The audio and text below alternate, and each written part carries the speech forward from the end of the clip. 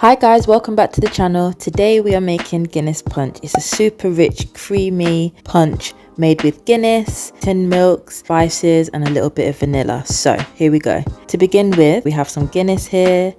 I have some evaporated milk, some condensed milk, some cinnamon and nutmeg and some vanilla. That is it. To begin with, we want to add our evaporated milk to a bowl. You can substitute this for a plant-based milk.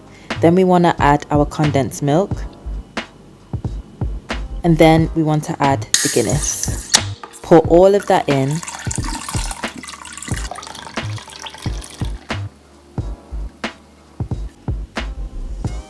Then we want to add in our cinnamon and nutmeg. And finally, the vanilla. So once all the ingredients are in, give it a whisk. And that is literally the Guinness Punch done. So you can chill this, put it in a bottle, and then it's ready to serve.